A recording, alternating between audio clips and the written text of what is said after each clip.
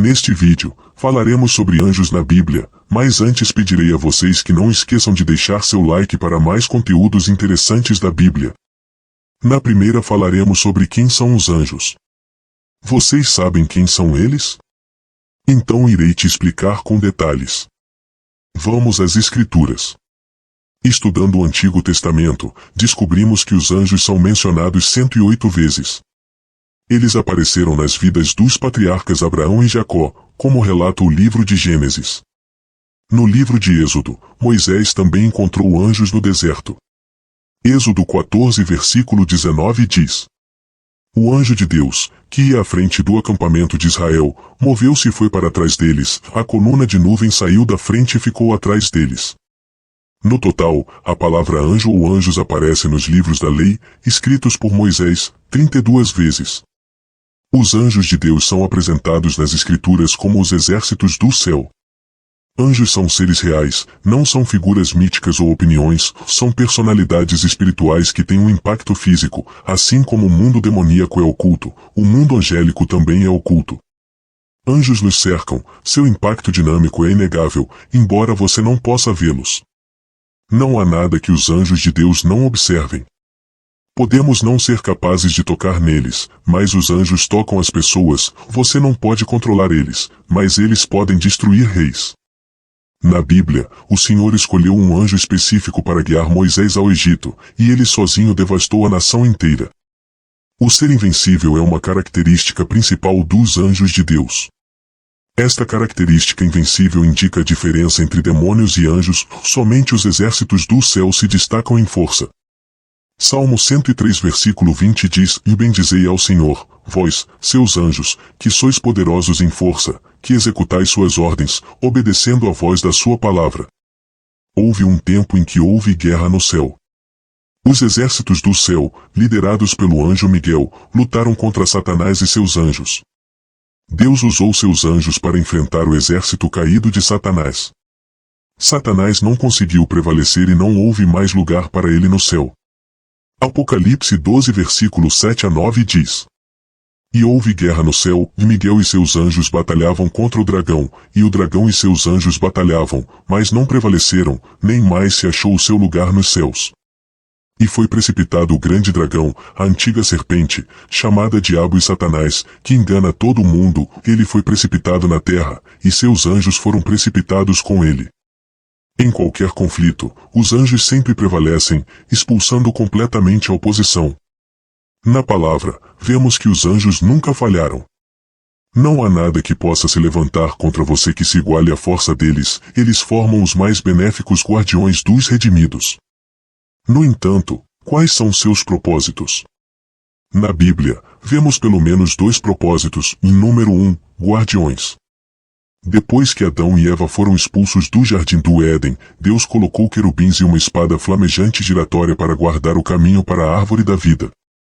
Gênesis 3:24 E, havendo lançado fora o homem, pôs ao oriente do jardim do Éden querubins, e uma espada inflamada que andava ao redor, para guardar o caminho da árvore da vida. Os querubins são os primeiros na hierarquia angélica a aparecer na Bíblia, imediatamente após a queda de Adão e Eva. Após a grande queda de Adão e Eva, encontramos os querubins. Tornou-se inútil para Adão e Eva esperar justiça, vida e felicidade sob o primeiro pacto que fizeram com Deus, pois foi quebrado e irremediavelmente nenhum benefício poderia ser retirado dele. Esta é a última menção histórica do jardim do Éden na Bíblia. Deus designou um destacamento de querubins para o dever específico de guarda. Adão foi proibido de se aproximar da árvore da vida à força ou furtivamente, pois ninguém pode passar por um anjo de guarda. Estamos em 3 capítulos da Bíblia e aqui encontramos o grande propósito desses anjos. Não sabemos a reação de Adão ao testemunhar esses gloriosos querubins pela primeira vez na história humana, talvez admiração, medo e maravilha sejam todas emoções que vêm à mente. O caminho para a árvore da vida foi fechado, nomeadamente aquele caminho no qual ele foi colocado inicialmente na condição de inocência impecável. Não é mencionado na Bíblia que os querubins foram designados para manter Adão e seus descendentes eternamente afastados da árvore da vida. Agradecemos a Deus por ter preparado um paraíso para nós onde uma árvore da vida estará presente e podemos nos alegrar na esperança disso. No entanto, os querubins foram designados para impedir que Adão e Eva tivessem acesso à árvore da vida da maneira que costumavam antes de pecarem. Por mais que Adão desejasse retornar ao jardim do Éden, os querubins o lembravam de que ele havia quebrado a lei de Deus. O sumo sacerdote de Israel seria permitido entrar no Santo dos Santos uma vez por ano para contemplar o propiciatório. Os querubins são portadores do trono carruagem de Deus. Javé era caracterizado como aquele que está entronizado, em hebraico, sentado nos querubins, porque Deus se revelou a Moisés entre os dois querubins montados em extremos opostos do propiciatório da Arca da Aliança.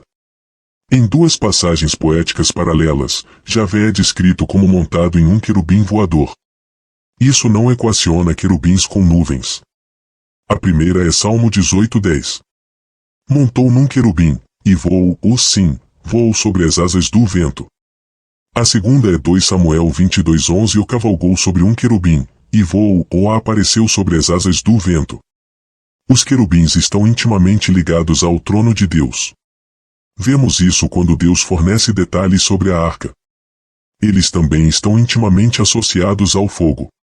Não apenas os querubins foram encontrados em relação próxima com a espada flamejante quando protegiam o jardim do Éden, mas é relatado que os querubins andavam entre pedras de fogo no Monte Santo de Deus, o que pode ser uma referência à presença de Deus. Ezequiel, em sua visão, viu Deus, os querubins e o trono carruagem em termos de uma nuvem de tempestade que lançava relâmpagos e tinha um arco-íris. Ezequiel 1:4. Olhei, e eis que um vento tempestuoso vinha do norte, uma grande nuvem com um fogo a revolver-se, e um resplendor ao redor dela, e do meio dela saía uma coisa como o brilho do âmbar, no meio do fogo. Carvões de fogo foram vistos entre os querubins e as rodas da carruagem divina. Ezequiel 10:6. E aconteceu, pois, que, dando ordem ao homem vestido de linho, dizendo, toma fogo do meio das rodas, do meio dos querubins, ele entrou e se juntou às rodas. Carvões ardentes foram retirados de lá para serem espalhados em julgamento sobre a cidade de Jerusalém, enquanto os serafins utilizavam carvões ardentes para purificar os lábios do servo de Deus. Os querubins os dispensavam por comando de Deus como um ato de julgamento. Ezequiel 10:2. E falou ao homem vestido de linho, e disse, entra no meio das rodas, debaixo dos querubins, e enche as tuas mãos de brasas acesas do meio dos querubins, e espalha-as sobre a cidade. E ele entrou à minha vista. Os querubins que cercam o trono de Deus cobrem-no com suas asas, representados no propiciatório de Êxodo 25:20. Os querubins estenderão as suas asas por cima, cobrindo com elas o propiciatório, e estarão defrontes, os rostos dos querubins estarão voltados para o propiciatório. A representação do trono de Deus. Satanás era um desses querubins cobridores, não apenas um querubim entre muitos, ele era o querubim por excelência. A Bíblia afirma a existência de seres espirituais criados por Deus que podem assumir forma física para propósitos específicos. Essas criaturas podem ser classificadas em duas categorias, e aquelas em relacionamento adequado com Deus são geralmente chamadas de anjos ou mensageiros, e aquelas em rebelião contra Deus são chamadas de demônios. Enquanto as criaturas vivas de Ezequiel 1:5-28 devem ser equiparadas aos querubins de Ezequiel capítulo 10, por outro lado, as criaturas vivas em Apocalipse capítulo 4:6-9 assemelham-se aos querubins, pois possuem características faciais dos mesmos animais. É importante notar que cada criatura viva em Apocalipse tem apenas um rosto, o que é diferente dos querubins de 2 e 4 faces de Ezequiel. As rodas associadas aos querubins da visão de Ezequiel tinham olhos, como as criaturas vivas de Apocalipse, mas não os próprios querubins. As criaturas vivas de Apocalipse tinham 6 asas, o que é verdade para os serafins, mas não para os querubins, que têm 2 ou 4 asas. Ezequiel 10:21. Cada um tinha 4 rostos, e cada um tinha 4 asas, e havia uma semelhança de mãos de homem debaixo das suas asas. O número exato de querubins criados por Deus não é conhecido, no entanto, 4 deles são mencionados nos livros de Ezequiel 1:5, Ezequiel 10:9 e Ezequiel 10:12. Essas criaturas eram comumente usadas na decoração do tabernáculo e do templo de Salomão. A forma plural de querubim sugere que pode haver vários querubins criados por Deus, o que é ainda mais apoiado pelo seu uso frequente nas estruturas religiosas de Israel. Aparência. De acordo com a Bíblia, os querubins apareciam como seres semelhantes a humanos, mas não como os bebês alados representados na arte posterior. Ezequiel 1:5 do meio dela saía a semelhança de 4 seres viventes, e esta era sua aparência, e tinham a semelhança de homem. Cada um tinha 2 rostos, os de um homem e de um leão, ou 4 faces à direita, um leão, à esquerda um boi substituído pelo rosto de um querubim em Ezequiel 10:14, uma águia e um homem. Cada querubim tinha pelo menos 2 asas, enquanto outros tinham 4. Em ambos os casos, 2 asas eram usadas para voar, os querubins de 4 asas usavam o segundo par para cobrir seus corpos. Eles também tinham mãos humanas sob suas asas. As pernas dos querubins eram retas e incapazes de se dobrar, enquanto seus pés se assemelhavam à sola do pé de um bezerro. Para entender melhor a aparência dos querubins, estudiosos estudaram a cultura do Antigo Oriente Próximo para obter informações adicionais. Embora alguns tenham sugerido que os querubins são semelhantes aos colossos babilônicos, aos grifos egípcios e a outras representações, é importante notar que nenhuma dessas identificações propostas representa com precisão os querubins como são descritos na Bíblia. Os querubins tinham um significado simbólico significativo na arquitetura religiosa de Israel. Eles foram incorporados ao design da Arca da Aliança e do Tabernáculo sob a direção de Deus. Os querubins também foram usados para decorar o Templo de Salomão, e a visão do Templo milenar de Ezequiel também os exibia. Primeiro, a Arca da Aliança.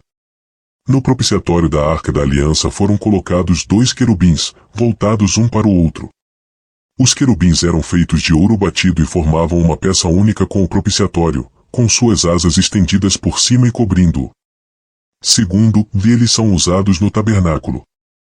Os querubins foram bordados em 10 cortinas de linho fino branco torcido e material de azul, púrpura e escarlate. Essas cortinas tinham 28 covados por 4 covados cada, e quando unidas, formavam a parede externa ou a cobertura inferior da tenda do tabernáculo.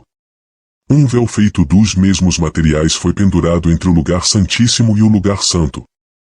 Querubins também foram bordados neste véu. Terceiro, eles são usados no Templo de Salomão.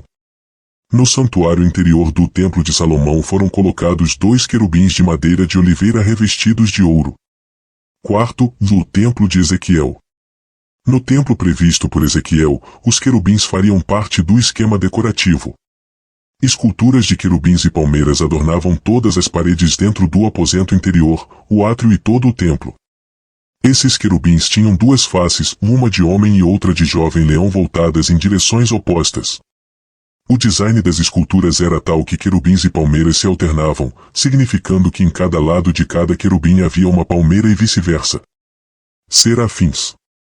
Quando você pensa em anjos, que imagens vêm à sua mente? E sobre os serafins?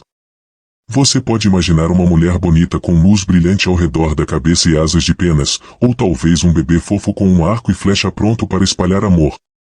Essas imagens podem parecer agradáveis em cartões de aniversário ou de Dia dos Namorados, mas não são o que a Bíblia nos diz sobre os anjos. Ao longo dos anos, artistas do período renascentista e grandes cineastas nos deram essas imagens, mas elas não são precisas de acordo com a Bíblia. A Bíblia tem muito a dizer sobre os anjos, ela nos diz que há tantos anjos que não podemos nem contar. O que são serafins? Aqui, Isaías compartilha sua experiência inspiradora de ver a sala do trono de Deus. Em meio a esse esplendor divino, ele nota os serafins, esses grandes anjos adorando e servindo ativamente a Deus. Isaías nota suas qualidades humanas, e eles têm rostos, pés, mãos e podem falar. Esses serafins são totalmente devotados a Deus, mostrando seu amor e reverência constantemente. Através dessa intensa devoção e de seu papel na purificação, eles estabelecem um poderoso exemplo de fidelidade e serviço ao Senhor.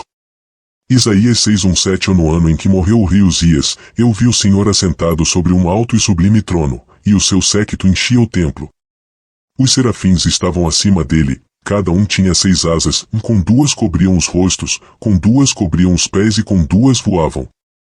E clamavam uns para os outros, dizendo: Santo, Santo, Santo é o Senhor dos exércitos, toda a terra está cheia da sua glória. E os umbrais das portas se moveram à voz do que clamava, e a casa se encheu de fumaça. Então, disse eu: Vai de mim, pois estou perdido, porque sou homem de lábios impuros e habito no meio de um povo de impuros lábios, e os meus olhos viram o Rei, o Senhor dos exércitos. Então, um dos serafins voou para mim, trazendo na mão uma brasa viva, que tirara do altar com uma tenaz, e com ela tocou a minha boca e disse: Desde que isto tocou os teus lábios, a tua iniquidade foi tirada e purificado o teu pecado. Serafins são anjos poderosos com funções especiais, que os mantêm próximos a Deus e o honram de maneira única. Cada par de suas 6 asas desempenha uma tarefa distinta. Um par protege seus rostos, demonstrando profundo respeito e os guardando do deslumbrante brilho divino. Outro par permite voar rapidamente para servir. O último par cobre seus pés, sinalizando humildade no espaço sagrado de Deus, conforme descrito em Isaías 6:2. Esses anjos podem se manifestar como chamas ardentes. O termo serafim deriva do verbo hebraico sarub, significando literalmente queimar com fogo ou, mais especificamente, destruir com fogo. O nome também pode aludir à função dos serafins como agentes de purificação, Isaías 6 versículo 6-7. Apesar de serem imaculados, estão longe de serem como Deus. Cobrem seus rostos em sua presença, indicando que estar livre de pecado não se equipara à suprema pureza divina.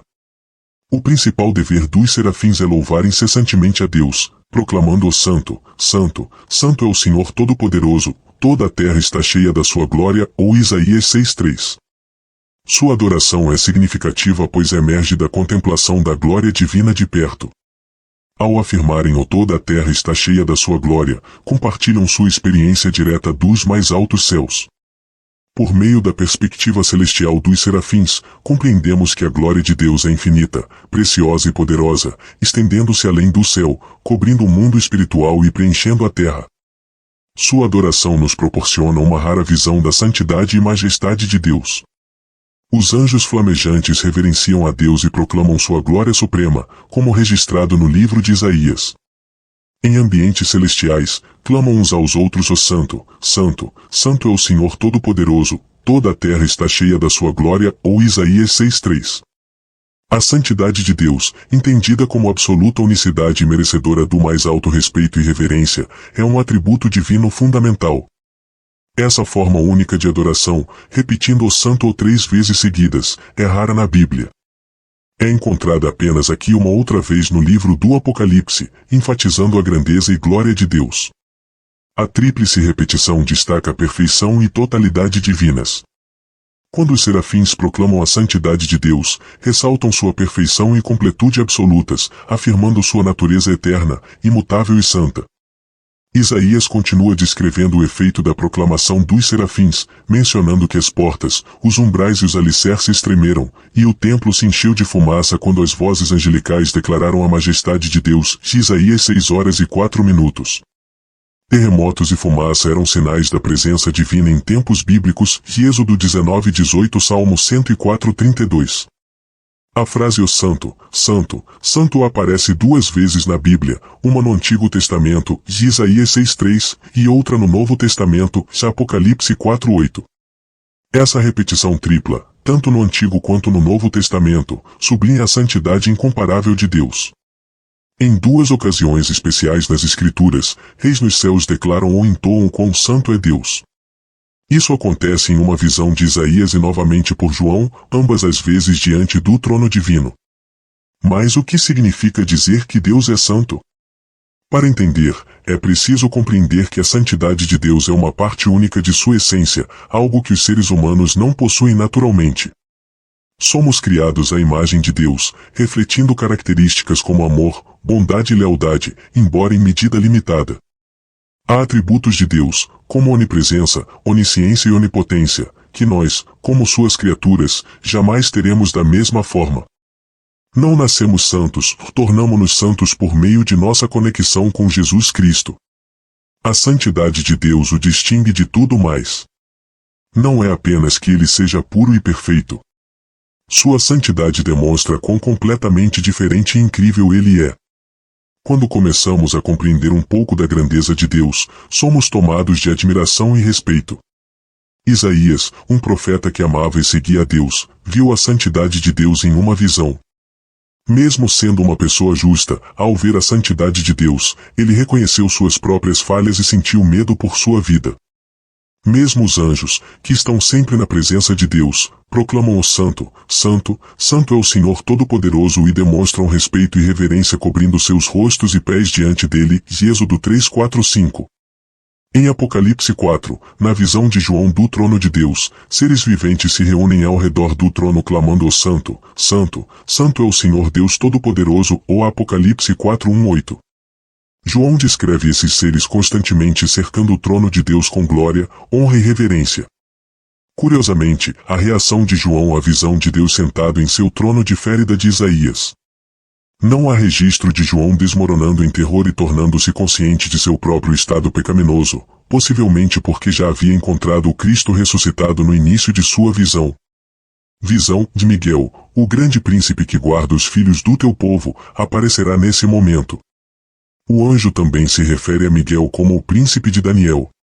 A Bíblia não especifica o que guardar significa, mas é evidente que Miguel tem deveres especiais para com Israel. Como guerreiro, Miguel possui uma responsabilidade particular com Israel. Em Daniel 10:21 e 12:1, ele é descrito como príncipe daquela nação. Examinando a história antiga e moderna, creio que podemos observar a ação de Miguel defendendo Israel. Apesar de seu enorme poder, Miguel permanece totalmente submisso ao Senhor. Judas 1:9 mostra sua dependência do poder de Deus. Os anjos justos têm hierarquias e se submetem à autoridade. Considerando a força de Miguel, o arcanjo, sua submissão a Deus é ainda mais bela. O termo arcanjo significa anjo de mais alta classificação. A maioria dos anjos na Bíblia é retratada como mensageira, mas Miguel é descrito como lutador, combatendo espíritos malignos e principados em 3 livros. Apesar de sua angústia e fraqueza, o anjo fortaleceu Daniel para receber a revelação que se segue nos capítulos 11 e 12. No entanto, havia mais conflitos angélicos por vir. O anjo precisava retornar imediatamente para lutar contra o príncipe da Pérsia e informou a Daniel que o príncipe da Grécia estava vindo. Isso sugere que os demônios de Satanás estão sempre em oposição ao reino e aos servos de Deus. Devemos estar prontos para lutar no reino espiritual, onde não vemos a batalha. Efésios 6:10-18. Finalmente, fortaleçam-se no Senhor e no seu grande poder. Vistam toda a armadura de Deus para poderem ficar firmes contra todas as estratégias do diabo, pois nossa luta não é contra seres humanos, mas contra poderes e autoridades do mundo invisível, contra forças espirituais malignas nas regiões celestiais. Portanto, vistam toda a armadura de Deus para que possam resistir no dia do mal e, após terem feito tudo, permanecer firmes. Mantenham-se firmes, cingindo-se com o cinto da verdade, vestindo a couraça da justiça e calçando os pés com a prontidão do Evangelho da paz. Em todas as situações, usem o escudo da fé, com o qual podem apagar todas as setas inflamadas do maligno. Usem o capacete da salvação e a espada do Espírito, que é a palavra de Deus. Orem no Espírito em todas as ocasiões, com toda oração e súplica. Com isso em mente, estejam alertas e perseverem na oração por todos os santos. Há batalhas no reino espiritual das quais talvez nada saibamos, mas somos ensinados que nossa conduta afeta o que ocorre lá. Por isso, nunca devemos parar de orar e nos submeter ao Senhor em obediência. O que acontece em nossas vidas de fé tem implicações muito maiores do que podemos ver, então devemos manter a firmeza e confiar no Senhor, mesmo quando não vemos o que Ele está fazendo. Na oração modelo de Jesus, Ele instruiu seus seguidores a pedirem diariamente para serem livres do maligno. Cristo é o modelo da Igreja do Novo Testamento. Ele dedicou muito tempo libertando pessoas do domínio de espíritos malignos, expulsando demônios de pessoas possuídas frequentemente, publicamente e com sucesso.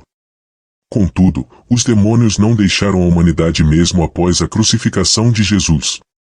Eles continuarão a atormentar e possuir até que Cristo retorne para redimir sua igreja.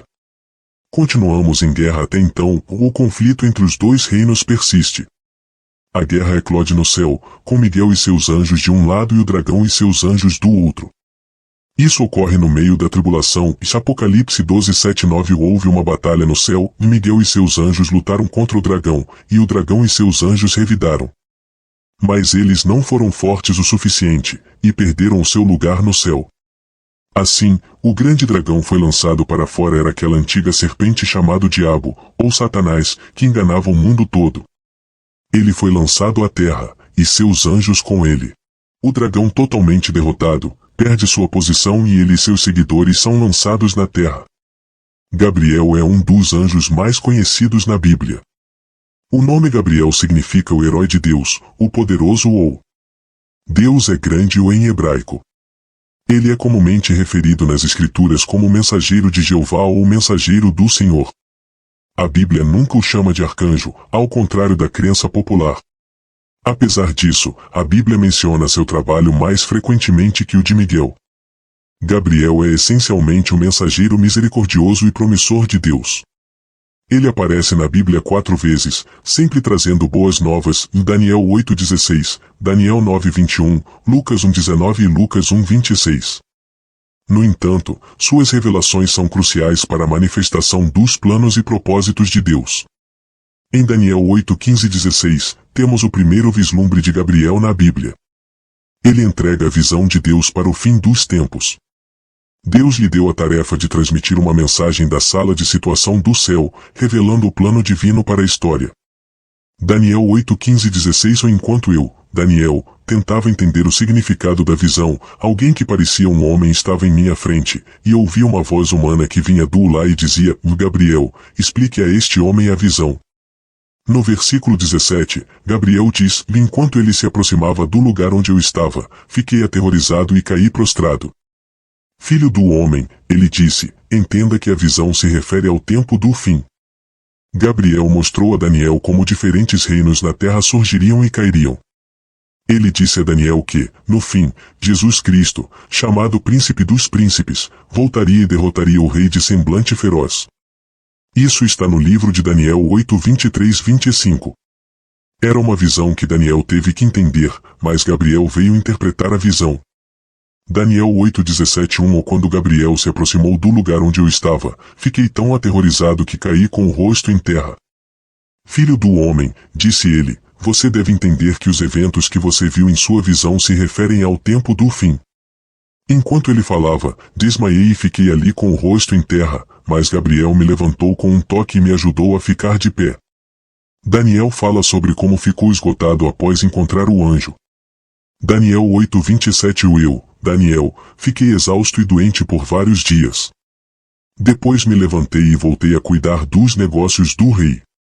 Fiquei profundamente perturbado com a visão e não a entendi. Em Daniel 9:21, Gabriel traz uma promessa. Em Lucas 1, Gabriel faz sua primeira aparição no Novo Testamento.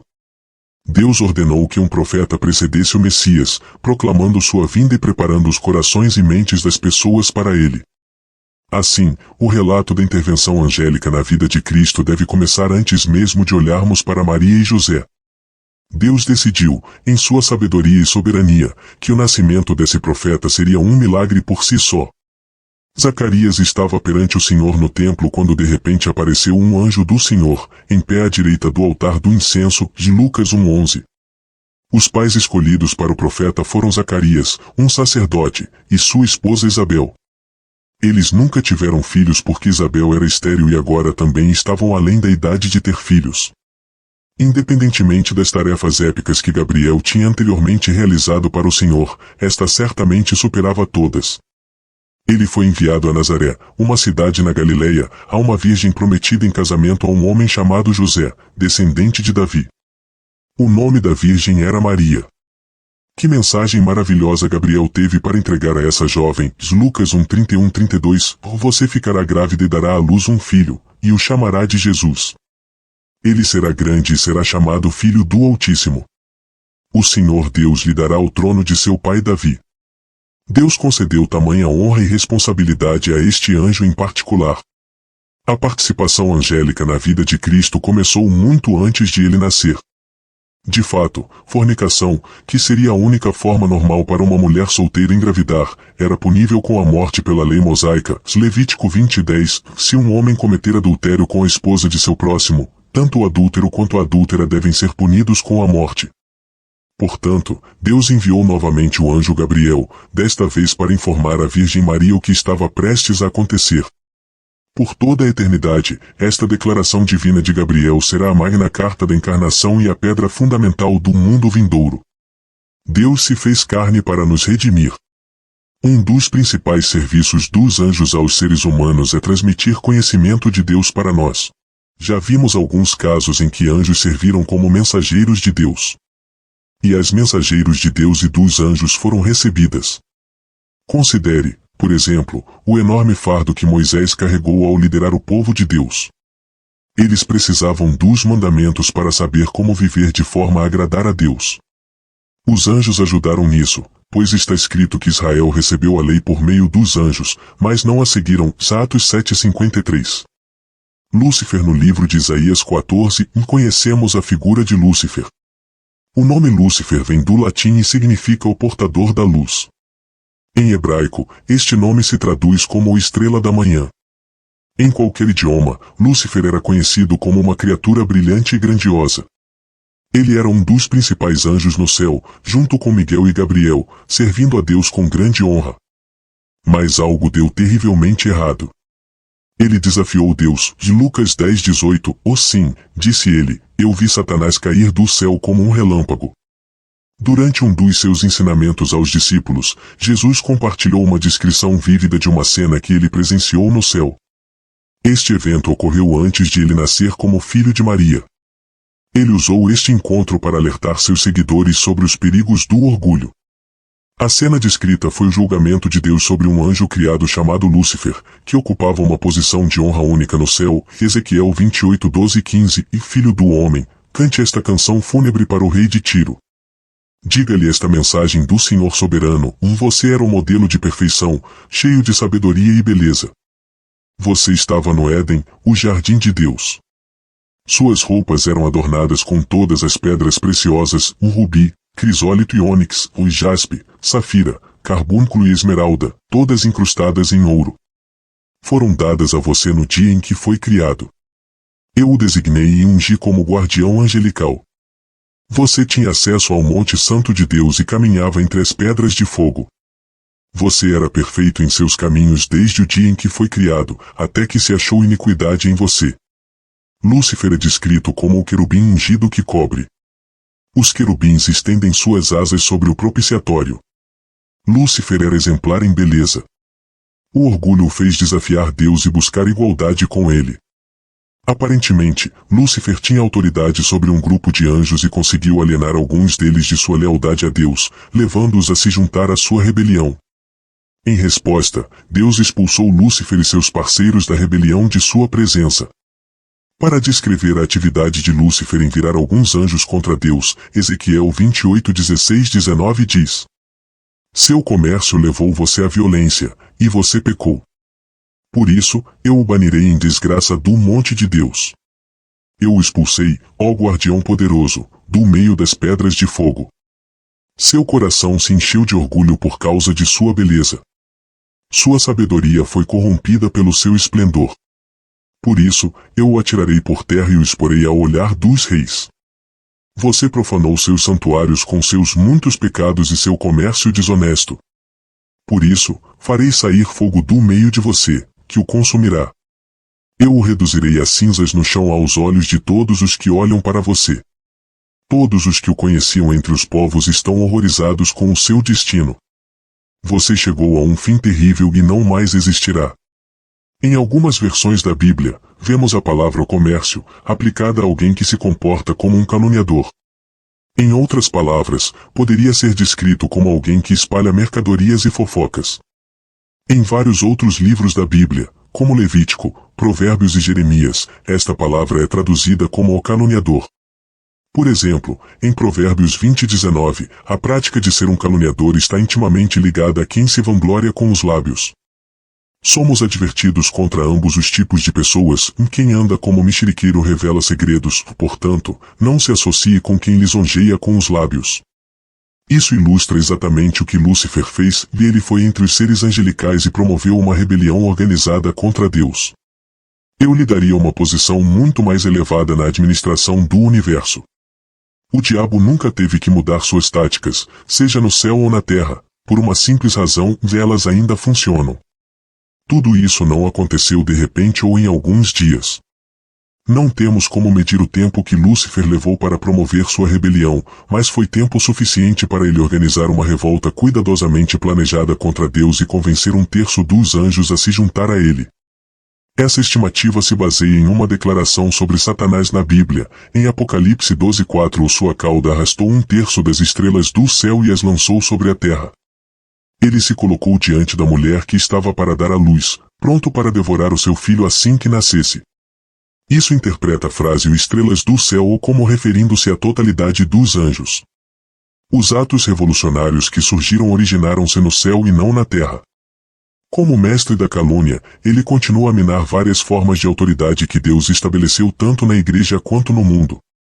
Quando Lúcifer foi expulso do céu, ele não cessou sua rebelião, mas a continuou estabelecendo seu próprio reino em oposição ao reino de Deus. Orgulho, do pecado original, lemos que o teu coração se elevou por causa da tua beleza, corrompeste a tua sabedoria por causa do teu esplendor, por isso, te lancei por terra, expus-te diante dos reis, para que te contemplem, o Ezequiel 28:17. Lúcifer ficou tão orgulhoso de sua própria beleza que foi expulso da presença de Deus. Vamos analisar o que provocou a queda de Lúcifer, foi o orgulho. Este não foi um problema menor, foi o primeiro pecado cometido, não aqui na terra, mas no céu, e não se tratava de beber demais, trapacear ou mentir, mas de orgulho, o pecado mais mortal de todos. Muitas pessoas que frequentam a igreja nem pensariam em fazer algo como trair seu parceiro ou se embriagar, mas caem na armadilha do orgulho sem perceber seu perigo. Lúcifer olhou para si mesmo, viu sua beleza e se sentiu orgulhoso. Esse orgulho o transformou de Lúcifer em Satanás. É crucial entendermos que o primeiro pecado do universo não foi matar alguém ou ser infiel, foi o orgulho. Esse orgulho levou à rebelião e não foi qualquer orgulho, mas o orgulho que veio das próprias bênçãos dadas por Deus. Deus deu a Lúcifer tudo, seu poder, sua autoridade, sua beleza e sua inteligência. Tudo isso eram dons, mas a atitude inadequada de Lúcifer torceu esses dons em ferramentas para sua própria queda. É alarmante ver que, mesmo hoje, homens e mulheres escolhidos por Deus podem cair no mesmo erro devastador que Lúcifer cometeu. Em Isaías 14:12-15 o profeta analisa o motivo por trás da rebelião de Lúcifer, era uma ambição de ser igual a Deus. Lúcifer fez 5 declarações sucessivas precedidas pela frase "o eu subirei". Ele disse, subirei ao céu, exaltarei o meu trono acima das estrelas de Deus, sentar-me-ei também no monte da congregação, ou subirei acima das alturas das nuvens, serei semelhante ao Altíssimo. A ambição autoproclamada de Lúcifer foi a causa de sua queda. A Escritura nos confronta com um contraste deliberado entre Lúcifer e Jesus. Lúcifer não estava na forma de Deus, ele era um ser criado. Ele não tinha direito de ser igual a Deus, mas agarrou-se à igualdade com Deus. Quando tentou subir, caiu. Por outro lado, Jesus era divino por natureza eterna e desfrutava da igualdade com Deus. Portanto, Deus o exaltou ao mais alto lugar e deu-lhe o nome que está acima de todo nome, para que ao nome de Jesus todo joelho se dobre no céu, na terra e debaixo da terra, e toda língua confesse que Jesus Cristo é o Senhor, para a glória de Deus Pai. Deus o exaltou grandemente. Deus lhe deu um nome que está acima de todo nome. O único caminho para a promoção é a humildade. Isso é um princípio absolutamente inalterável, sem exceções. O caminho para cima é para baixo. Esse é o grande segredo, conforme Provérbios 18:12 declara, antes da destruição, o coração do homem é orgulhoso, e antes da honra está a humildade. Referindo-se novamente a Filipenses, vemos uma verdade maravilhosa revelada, e por isso também Deus o exaltado. Os preceitos das Escrituras nos justificam para engrandecer, nos libertam para amar, nos resgatam para nos alegrarmos e nos outorgam a liberdade para dançar. Devemos manter a humildade e louvar a Deus, pois a adoração é algo de extrema importância na Bíblia. Apesar disso, há aqueles que tratam isso com descaso e até zombam disso, inclusive na igreja. A única coisa que pode nos manter em um ambiente espiritual, e eu destaco isso, é louvar e adorar a Deus. No momento em que decidimos não adorar mais, deixamos sua presença.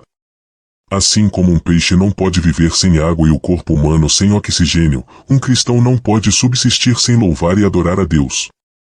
Mais cedo ou mais tarde, todos teremos que agradecer a Deus e louvá-lo. Se não o fizermos, não estaremos na presença de Deus e pereceremos. Se você não passar tempo na presença de Deus, você deixará de estar em sua presença. Os santos e os vigilantes foram advertidos por Enoque sobre o julgamento dos santos. Esses santos são aqueles que vêm do céu com autoridade para falar por Deus.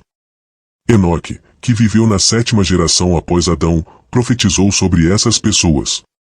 Ele disse: ouça, o Senhor está vindo com incontáveis milhares de seus santos para executar o julgamento sobre as pessoas do mundo. Ele condenará cada pessoa por todas as coisas ímpias que fizeram e por todos os insultos que os pecadores ímpios falaram contra ele. Os santos e os vigilantes são retratados no livro de Daniel, que é ambientado em Babilônia. Há várias lições a serem aprendidas com os vigilantes e os santos.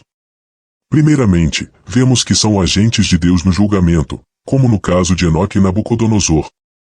A Bíblia nos diz que os anjos desempenharam um papel importante na história, especialmente quando se trata de ensinar lições para nações e pessoas que não seguiram as regras de Deus. Em segundo lugar, eles vêm do céu.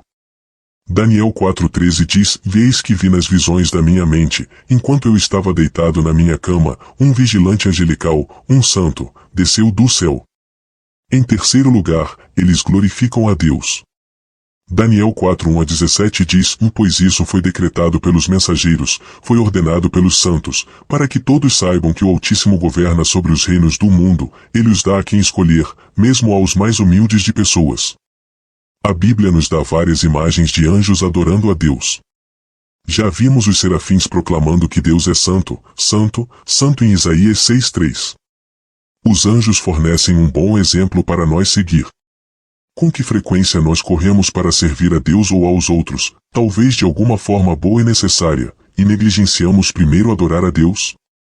E adorá-lo, é claro que devemos dar a Deus e aos outros o nosso melhor esforço no serviço, mas antes disso, precisamos passar tempo em sua presença ajustando nossos corações.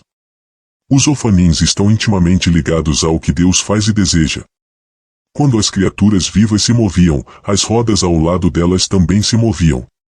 Quando as criaturas vivas se levantavam do chão, as rodas também se levantavam. Ezequiel 1:19 lemos sobre esses anjos. O livro de Ezequiel foi escrito durante um período muito difícil para os israelitas. Este período é chamado de exílio babilônico, que aconteceu no 6º século AC. Durante este tempo, os israelitas foram forçados a sair de sua pátria. Imagine ser levado embora de sua casa, sua comunidade, tudo o que você sabe e ama. Isso é o que aconteceu com eles. Em meio a esse caos, quando tudo parecia de cabeça para baixo, Ezequiel compartilhou suas visões e profecias com as pessoas. Entre estas estavam suas revelações sobre os Aanim, um grupo de seres celestiais.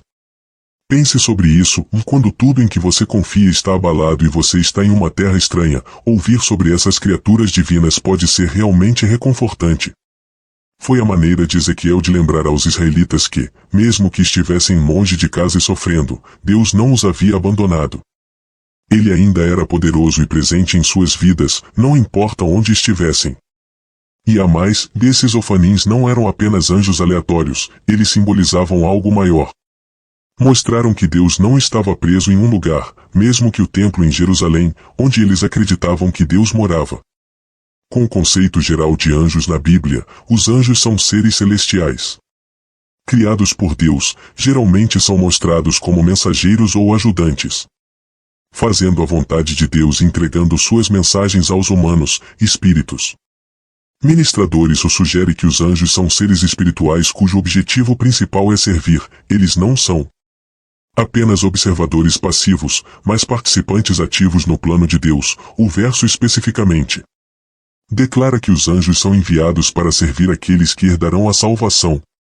indicando que um de seus papéis é ajudar, guiar, proteger e suprir as necessidades dos crentes ou daqueles destinados à salvação, ao contrário da representação comum de anjos. Os ofanins são descritos como rodas interseccionadas e cobertas de olhos. Essa aparência é única e não corresponde à forma alada típica dos anjos. Embora os ofanins possam não parecer ou agir como os anjos convencionais, eles ainda são seres celestiais, vivem no céu e trabalham para Deus, o que significa que são anjos no sentido amplo da palavra, mas são únicos porque seu principal trabalho é estar ao lado de Deus. Os ofanins tiveram um grande impacto na arte, literatura e cultura popular. Sua descrição no livro de Ezequiel levou a muitos tipos diferentes de representações artísticas, desde pinturas religiosas antigas até imagens digitais contemporâneas. Isso ajudou a mudar a percepção das pessoas sobre os anjos na cultura ocidental. A parte 3 trata do propósito dos anjos. Quais são os propósitos dos anjos? Os anjos são enviados para nos observar e proteger do mal. Quando setas e terrores nos ameaçam, a principal forma de Deus nos proteger é através de sua cobertura angelical. Assim como Jesus, Davi acreditava na realidade dos anjos. Davi manteve os anjos ocupados durante toda a sua vida e emergiu vitorioso em todas as batalhas que enfrentou. Frequentemente enviava anjos para perseguir seus inimigos. O salmista escreveu que o Deus de Jacó iria proteger e enviar ajuda do seu santuário. Alguns confiam em cavalos ou carros de guerra, mas Deus defende aqueles que seguem os termos do pacto. Porque Ele é a sua defesa, eles continuam a se manter firmes mesmo quando todos os outros estão caindo. Davi pediu a Deus não apenas para protegê-lo, mas também para vindicá-lo. Queria que fosse visto que ele servia e obedecia a Deus, que seus oponentes fossem derrotados, que o anjo do Senhor os perseguisse. Davi orou 2 vezes pela intervenção do mensageiro especial de Deus, o anjo do Senhor. Pregador observou como os anjos nos guardam. Deus deixou seus anjos com uma missão crucial: avisar a todos sobre o dia do juízo final e trazer o julgamento de Deus. Nos últimos dias, isso será especialmente evidente em relação ao Anticristo. Apocalipse 14, versículos 9 a 11, descreve: Então, um terceiro anjo seguiu, clamando: todo aquele que adora a besta e sua estátua ou aceita sua marca na testa ou na mão deve beber do cálice da ira de Deus, que foi derramado com toda a sua força. Eles serão atormentados com fogo e enxofre ardente na presença dos anjos, dos santos e do Cordeiro. A fumaça do seu tormento subirá para sempre. Não terão descanso, nem de dia nem de noite, porque adoraram a besta e sua estátua e aceitaram a marca. Observe como os anjos estão envolvidos. Outro anjo veio do templo e gritou para aquele sentado na nuvem: balança a foice, pois chegou a hora da colheita, a safra na terra está madura. Então, aquele sentado na nuvem balançou sua foice sobre a terra, e toda a terra foi colhida. Depois disso, outro anjo veio do templo no céu, também com uma foice afiada. E outro anjo, que tinha o poder de destruir com fogo, veio do altar e gritou para o anjo com a foice afiada: balança sua foice agora, para colher os cachos de uvas das vinhas da terra, pois estão maduros para o julgamento. O anjo balançou sua foice sobre a terra e carregou as uvas para o grande lagar da ira de Deus. As uvas foram pisadas fora da cidade, e o sangue fluiu do lagar em um rio de cerca de 180 metros de comprimento e tão alto quanto a rédea de um cavalo. Em Apocalipse 14, você terá uma imagem terrível do julgamento. Agora, pensamos nos anjos que abençoam o mundo, nos fortalecem e nos guiam, mas chegará um momento em que os anjos dispensarão a ira de um Deus justo. Onde você está agora, sob a bênção presente dos anjos ou sob o julgamento? Você pode pegar a Bíblia e ler o capítulo 16 do Apocalipse. Nele, você notará como 7 anjos são usados por Deus para executar sua ira feroz sobre um mundo incrédulo. É uma imagem terrível das coisas que estão por vir. Veja como um anjo estava envolvido em dar a João informações. Ele escreveu em Apocalipse 17 que um dos 7 anjos que haviam derramado as 7 taças veio a ele e falou: venha comigo, e eu te mostrarei o julgamento que está acontecendo agora sobre a grande prostituta que governa sobre muitas águas. Então, um anjo deu ao apóstolo uma prévia do julgamento que virá sobre este sistema religioso. Ainda mais impressionante é o envolvimento angelical em relação à Babilônia econômica descrita em Apocalipse 18, versículos 1 a 2. Depois disso, vi outro anjo descer do céu com grande autoridade, e a terra se iluminou com seu esplendor. Ele deu um grito poderoso, e Babilônia caiu. A grande cidade caiu e se tornou um lar para demônios, um esconderijo para todo espírito imundo, um esconderijo para cada ave de rapina imunda e cada animal terrível. Em nenhum outro lugar um anjo é descrito assim. Sua missão é julgar a Babilônia econômica. Alguns dizem que é Nova York ou as Nações Unidas. Não podemos saber, mas nosso ponto aqui é enfatizar o envolvimento angelical. Os artistas muitas vezes imaginam anjos como figuras radiantes. De onde tiraram essa ideia? Talvez de Apocalipse 19, versículo 17, onde um anjo em pé no sol grita para os abutres voando alto no céu: venham juntos para o grande banquete que Deus preparou. Isso parecia referir-se a um brilho que brilhava em seu rosto. Era uma visão? O que seria? No entanto, não acho que nossos olhos permaneceriam fixados no anjo por muito tempo, porque ele também tem um trabalho de julgamento a fazer. O resto do Apocalipse 19 nos diz como os restos de um grande exército fornecem comida para as aves, e depois, finalmente, a besta e o falso profeta, e aqueles que adoravam sua imagem são todos lançados em um lago de fogo ardente com enxofre. Esses são apenas alguns dos destaques do envolvimento angelical nos julgamentos descritos no Apocalipse. Você vai querer ler o livro inteiro para apreciar tudo o que os anjos estarão fazendo nos tempos finais. A próxima pergunta que podemos fazer é: nossos anjos ainda são relevantes? Precisamos deles hoje como cristãos? Ao temer, o que assusta os homens é adotar seus pensamentos, modo de falar e de agir, o inimigo se aproveita para roubar as extraordinárias intervenções angelicais dos outros. Se você se apegar à palavra de Deus e obedecer ao seu comando de não temer, verá seus anjos em ação. Faça de Deus o seu refúgio contra todos os dardos opostos do diabo. Faça de Deus apenas a sua preocupação e seu temor, e ele construirá uma defesa ao seu redor. Como disse no Salmo 34, versículo 7, o anjo do Senhor acampa ao redor daqueles que o temem e os livra. Até que vençamos o medo, não temos acesso ao ministério angelical. Mas Deus, em sua misericórdia, fez provisões para destruir o jugo e a escravidão do medo. Observe que nascer de novo é necessário para ter assistência angelical. Esse ministério é limitado apenas às pessoas que foram libertadas e abençoadas pelo sangue do Cordeiro e têm seus nomes inscritos no livro da vida. Precisamos nascer de novo antes de podermos desfrutar do ministério dos anjos ou obter ajuda deles. Deus disse: eu sou o Senhor, eu não mudo. Não, portanto, o que ele fez no passado, ele ainda está fazendo no presente. Ele não pode mudar. A Bíblia não existe apenas para informação, mas para nossa instrução e para orientações sobre o que fazer ou não fazer em situações e circunstâncias semelhantes. As coisas que foram escritas anteriormente foram escritas para o nosso aprendizado. Então, precisamos procurar fundo na palavra para localizar as chaves principais e as maneiras que os santos primitivos empregaram para a liberação eficaz de seus anjos. No entanto, antes de contemplar o que fazer, vamos primeiro observar o que não fazer, ou seja, os fatores que podem obstruir ou atrasar as ministrações angelicais, mesmo na vida dos anjos da salvação. Teorias sobre a natureza dos anjos têm existido por séculos e se estendem até hoje, porém, através da revelação na Bíblia, Deus nos disse muitas coisas sobre eles.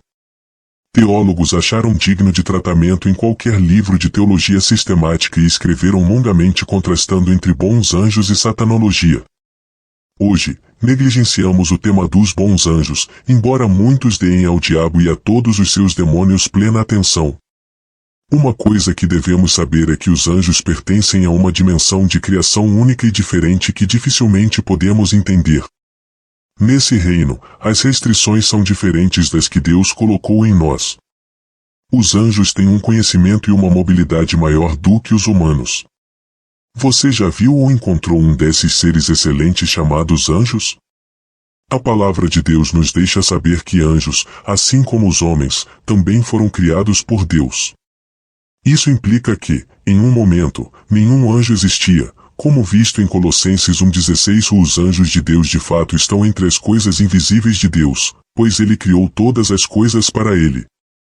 Hebreus 1,14 os chama de espíritos ministradores, e não são todos os anjos espíritos ministradores enviados para servir aqueles que vão herdar a salvação?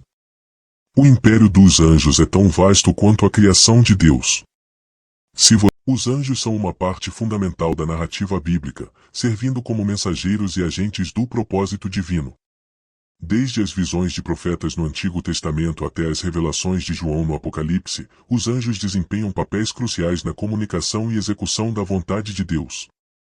Eles são espíritos ministradores enviados para ajudar aqueles que herdarão a salvação, e suas ações são descritas em termos impressionantes e poderosos ao longo das Escrituras. No entanto, é essencial não apenas admirar a presença e o poder dos anjos, mas também compreender as condições sob as quais suas ministrações ocorrem. Devemos viver em obediência e reverência a Deus, buscando sua palavra e suas instruções para que possamos também experimentar a intervenção angelical em nossas vidas. A Bíblia nos guia e nos instrui a respeito da natureza e do ministério dos anjos, e ao nos aprofundarmos nas Escrituras, encontraremos as chaves para liberar essas forças celestiais ao nosso favor.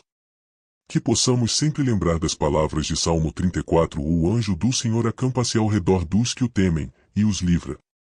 Que nossa fé seja fortalecida pela certeza de que Deus, em sua infinita sabedoria e poder, utiliza seus anjos para nos proteger, guiar e ministrar em nossas vidas. Que possamos viver com a convicção de que estamos sob a vigilância constante de seres celestiais, enviados pelo próprio Deus, para cumprir seus propósitos em nós e através de nós. Obrigado por assistir ao nosso vídeo sobre o papel dos anjos na Bíblia. Se você gostou deste conteúdo e quer aprender mais sobre temas espirituais e bíblicos, não se esqueça de deixar o seu like e se inscrever no nosso canal. Ative o sininho para receber notificações dos próximos vídeos. Compartilhe este vídeo com seus amigos e familiares para que mais pessoas possam ser abençoadas com essas mensagens. Nos vemos no próximo vídeo. Fiquem com Deus e até lá!